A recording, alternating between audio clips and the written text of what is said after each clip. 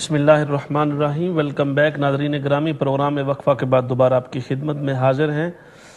وقفہ سے پہلے ہماری گفتگو جاری تھی اور حضرت آپ فرما رہے تھے کہ شہید کا جو لفظ ہے، شہید حکمی اور شہید حقیقی، اس پر آپ گفتگو فرما رہے تھے اور اس بات کی آپ وضاحت فرما رہے تھے کہ جب بندہ شہید ہوتا ہے تو اس کو کس معنی میں تکفین اس کی ہوتی ہے، کس انداز سے؟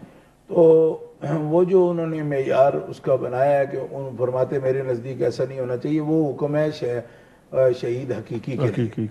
باقی جو شہید حکمی ہے تو اس کو بھی فضیلت حاصل ہوتی ہے، اس کے اللہ تعالیٰ اس کو بھی درجے دیتا ہے، لیکن جو سب سے بڑا درجہ ہے شہید کا وہ وہی ہے جو اللہ تعالیٰ کے کلمہ کی بلندی کے لیے، چاہے علم سے چاہے اپنے جہاد بالسیف سے وہ میدان میں جاتا ہے۔ کتنا کلمہ حق کی بلندی میں لوگ مارے جاتے ہیں، جی جی، تو ناحق جن کو مطلب ان کا کوئی جرم نہیں ہوتا مر جاتے۔ اب رہ گیا ان کا یہ مسئلہ کہ انہوں نے بھٹو صاحب کا، بینظیر کا، صاحبہ کا یا ان کے نام لیے ہیں، تو میں یہ سمجھتا ہوں کہ یہ ایک انہوں نے سیاسی باب کھول دیا ہے، تو ہمارا کوئی اس پر کمنٹس کرنا زیادہ مقصد نہیں ہے، کیونکہ لوگوں کی اپنی اپنی رغبتیں ہوتی ہیں سیاسی۔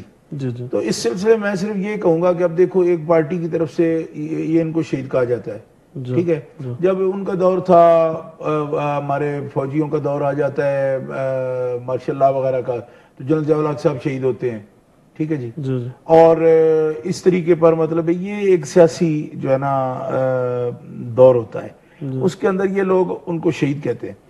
تو عام ازیں کہ ہم اس میں ان کے بھی کام کچھ دیکھتے ہیں، کچھ اچھے کرتے ہیں، وہ قومی کام جو انہوں نے کیے ہیں یا اچھا کرنے کا جذبہ ہو کسی کے اندر، لیکن میں یہ کہوں گا کہ اس مرحلہ پر ایسے لوگ جو سیاسی امور پر یا قومی امور پر شہید کا لقب دیتے ہیں، یہاں اسلامی یا دینی معنوں میں جو شہید کہا جاتا ہے وہ مراد نہیں ہوتا، ٹھیک ہے جی، ایسے عزت کے لیے یہ لفظ بولا جاتا ہے، ٹھیک ہے جی، کہ اگر قومی کاز میں کوئی گیا ہے جی تو وہ اس کو بول دیتے ہیں، جیسا کہ میں نے مثال دی کہ تو ابھی تو ہماری دوسری قومیں جو ہے غیر مسلم قومیں، وہ اپنے ہیروز کو شہید کہہ دیتی ہیں، تو ہم ٹانگ نہیں اڑایا کرتے ہر کام میں، کیونکہ وہ مولویوں سے پہلے بھی لوگ جو ہے نا الجھے رہتے ہیں، لو جی مولوی تو ان کوئی کام کرنے نہیں دیتے جی، ہر بات میں ٹانگ اڑا دیتے، تو ہم اگر ہر لفظ پہ اصلاح کرانے کی کوشش شروع کر دیں، جی نہیں یہ نہ بولو وہ نہ بولو، لیکن یہ بات ہم کہتے ہیں جب کوئی پوچھتا ہے تو پھر اس کو بتانا ہمارا فرض ہے کہ قرآن پاک یا حدیث پاک میں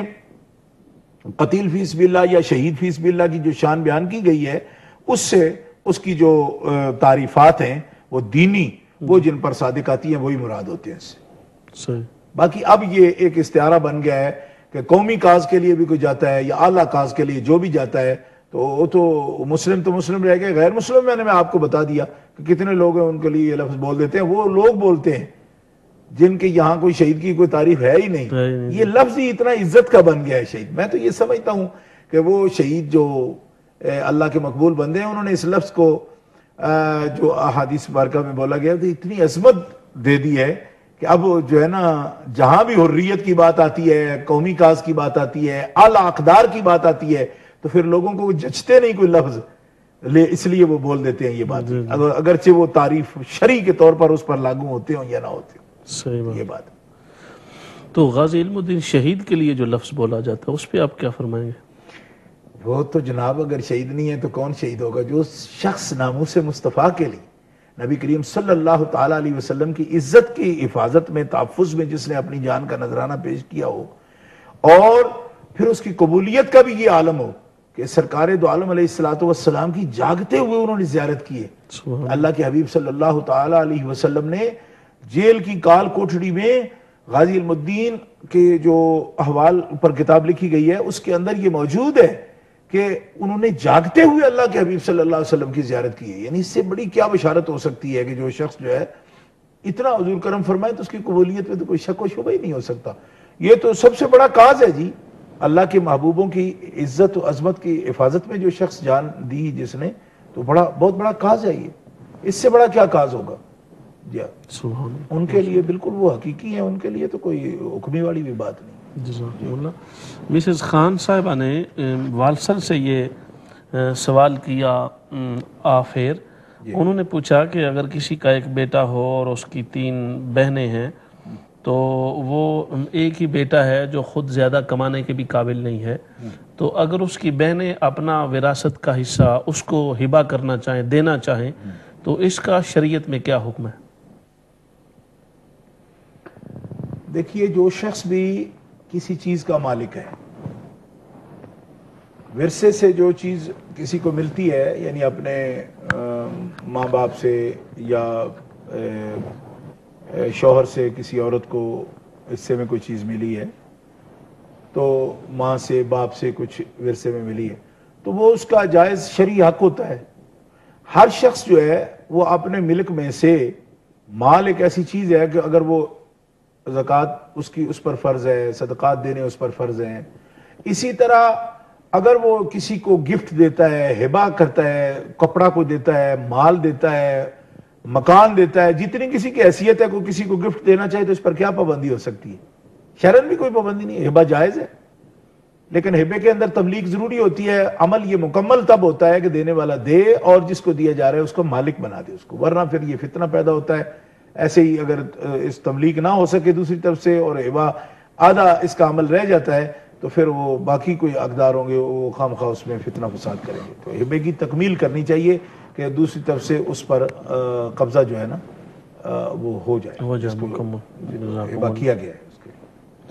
محترم جاوید عرفان صاحب نے ہیلی پیفیکس سے یہ سوال کیا کہ وہ وزٹ کے لیے پاکستان سے آئے ہیں، تو ان پر کتنی نمازیں فرض ہیں اور ان کی ادائیگی کس طرح کرنی ہے؟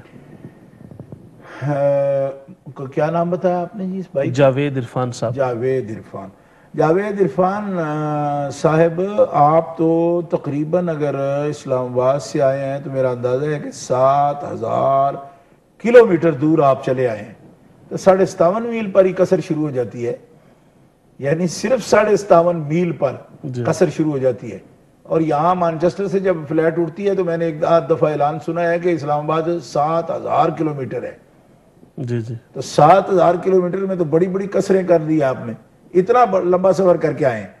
اب یہاں آ کے آپ نماز کیسے ادا کریں گے؟ اس کا طریقہ یہ ہے میرے عزیز کہ اگر آپ 15 دن سے زیادہ کسی جگہ رکنے کی نیت کر لیتے ہیں، کسی جگہ 15 دن سے زیادہ یا 15 دن کی ٹھہرنے کی آپ کی نیت ہے، تو یہ آپ کا وطن اقامت بن جائے گا 15 دن ٹھہرنے کی نیت سے۔ تو پھر آپ نماز 4 رکعتی نماز جس میں آپ قصر کرتے ہیں وہ آپ پھر پوری پڑھیں گے۔ لیکن 15 دن کی نیت اگر آپ نہ کریں، پورے 5 مہینے ٹک کے رہیں جناب، یو کے کی سیر کریں اور کرتے رہیں، کبھی بھی 15 دن کہیں ٹکنے کی نیت نہیں ہے، تو ہر 4 رکعتی نماز جو فرض ہیں وہ آپ 2 ہی ادا کریں گے، قصر کریں گے، چاہے 5 مہینے یہاں پھرتے رہیں۔ یہ حکم ہے اس کا۔ تو سنن اور دیگر نوافل اور سنن جو ہوتے ہیں وہ قصر ان کی نہیں ہوتی، لیکن اس میں یہ ہوتا ہے کہ اگر آپ ان کو ادا کرتے ہیں تو پھر پورے پڑھنے پڑیں گے۔ قصر جو ہے نماز وہ فرض میں ہی ہوتی ہے، اور باقی جو ہے وہ مؤکدہ غیر مؤکدہ ہو جاتی ہیں۔ اگر آپ ادا کریں نہ کریں سفر میں ہیں تو گناہ کوئی نہیں، لیکن اگر کریں گے تو پھر پوری پڑھیں گے۔ سنتوں میں نوافل میں قصر نہیں ہوتی، قصر فرض میں ہے۔ 4 رکعتی نماز جو ہے وہ 2 رکعت ہو جائیں گے، ان تقصروا من الصلاۃ، تو اس میں آپ قصر کریں گے۔ اور اگر سنن یا نوافل آپ ادا کرتے ہیں تو پورے کریں گے۔ نوافل اور سنن کی قصر نہیں ہے، لیکن ادا نہ کریں تو گناہگار نہیں ہے، کیونکہ مؤکدہ سنتیں غیر مؤکدہ ہو جاتی ہیں سفر کے اندر۔ فقہاء نے اس کی تصریح کی ہے، تمام متون میں موجود ہے۔ جزاکم اللہ۔ عمر خان صاحب ہیں بریڈ فورڈ سے، السلام علیکم۔ وعلیکم السلام۔ جی میرا ایک سوال تھا مولانا صاحب سے جی، کہ میں نے پوچھا تھا حضرت محمد مصطفیٰ صلی اللہ علیہ وسلم کا آپ کا سایہ تھا کہ نہیں، اگر نہیں تھا تو کس لیے نہیں تھا، تو آپ اس کو مجھے بتا سکتے ہیں پلیز؟ اور دوسرا سوال تھا کہ جب آپ صلی اللہ علیہ وسلم نے ہجرت کی تو آپ نے اپنے بستر پہ کس کو سلایا اور کیوں سلایا، اور جو آپ کے پاس کفار کی امانتیں تھیں اور کس کو دی، اور یہی میرا سوال تھا۔ جی بالکل ٹھیک ہے، شکریہ تشریف آوری کا، ضرور آپ کے سوال پر بات ہوگی، ہمارے ساتھ رہیے گا۔ جی حضرت، ہمارا اگلا سوال تھا، عطاء الرسول صاحب نے یہ سوال کیا برمنگھم سے کہ کیا حالت جنابت میں ماں بچے کو یا بچی کو دودھ پلا سکتی ہے؟ بسم اللہ الرحمن الرحیم. حالت جنابت میں دودھ پلانا یا اس طرح کا عمل جو ہے اس میں کراہت ہے. پاک حالت میں دودھ پلانا چاہیے، یہی اس کا آداب میں سے ہے. جی ہاں.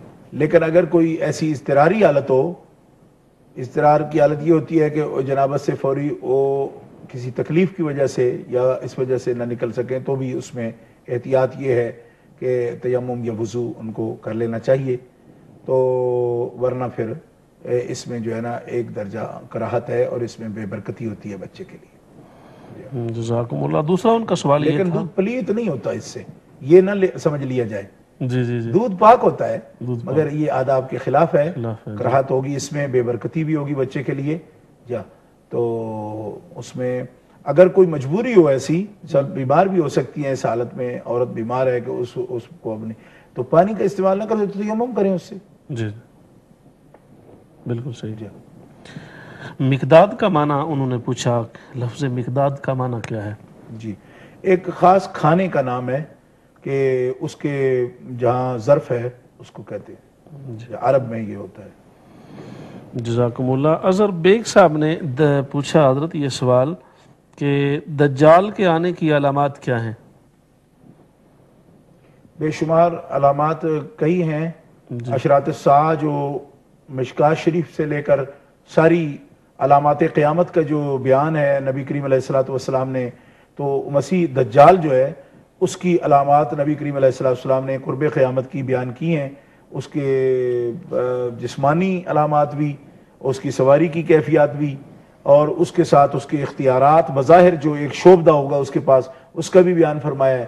تو یہ اگر دیکھنا چاہیں تو میرا خیال یہ ہے کہ مشکات شریف کے اندر ہی علامات قیامت کا باب دیکھیں تو وہ پورا چونکہ بڑا تفصیل کے ساتھ اس میں موجود ہے، ان علامات کو وہاں دیکھا جا سکتا ہے. بالکل صحیح. جی. تو یہ حضرت اس کو مسیح دجال کیوں کہتے ہیں؟ گھومے گا پھرے گا، جی جی سیاحت سے ہے نا. سیاحت سے، جی جی. تو چونکہ وہ گھوم جائے گا پوری دنیا میں، صحیح. اس وجہ سے اس کو مسیح دجال کہتے ہیں. تو یہ جو پوری دنیا میں وہ گھومے گا، اس کی کوئی خاص وجہ ہے بھی گھوم جائے گا؟ اس ہاں میں تو کوئی گمراہی کے جو پھیلانے والے ہیں ان کو بھی موقع قدرت دیتی ہے نا، جی جی ورنہ ان کے اندر جو ہے نا وام رہ جائے گا. جی ہم نے بتھیرا کچھ کر لینا تھا، ہمیں موقع نہیں ملا. جیسے نا آتی انہم من بین ایدیہم من خلفہم ایمان شمائلہم ولا تجد اکثرہم شاکرین. چیلنج کیا ہے نا آخر شیطان نے بھی رب کو جی جی جی کہ میں چھوڑوں گا نہیں کوئی بھی تیرا نام لینے والا، میں ان کے آگے پیچھے ہر طرف سے میں حملہ کروں گا. لا تجد اکثرہم شاکرین، اور تو کسی کو شکر کرنے والا نہیں پائے گا، میں بھگا لوں گا، اغوا کر لوں گا. لأغوینہم اجمعین. لیکن پھر قدرت نے کچھ چہرے دکھائے تو کہا الا عبادک منہم المخلصین، ہاں میں بہت کچھ کروں گا. لیکن جب ان کو دیکھا کہا نہیں پھر کچھ نہیں، جو تیرے مخلص بندے ہیں ان کو میں اغوا نہیں کر سکتا. تو یہ اس کو بھی موقع دے گا. جب یہ امام محمد مہدی سرکار تشریف لائیں گے تو ایک طرف امام محمد مہدی کو یہ قوتیں حاصل ہوگی کہ وہ دین کا غلبہ کریں گے، لیکن اس کے ساتھ ساتھ ہی جو ان کے مقابل آنے والی قوتیں ہیں ان کو بھی پوری طرح مسلح کیا گیا ہے نا کہ وہ جتنا چاہیں زور لگا لیں. پھر حضرت امام محمد مہدی کا بھی جلوہ تب آ سکتا ہے نا جب پوری طاقت آگے بھی موجود ہو. جی حضرت ہماری بات جاری ہے. ہمارے ساتھ مسز محمود ہیں بولٹن سے. السلام علیکم. وعلیکم السلام. کیسے ہیں بھائی صاحب، آپ ٹھیک ہیں؟ جی الحمدللہ. جی میں بہت بہت مبارک ہے آپ کو. امہ چینل کی ہم بہت دیکھتی ہوں میں بہت خوشی سے، اور شاہ صاحب کا بیان، سب کا بھائیوں کا بیان بہت شوق سے دیکھتی ہوں.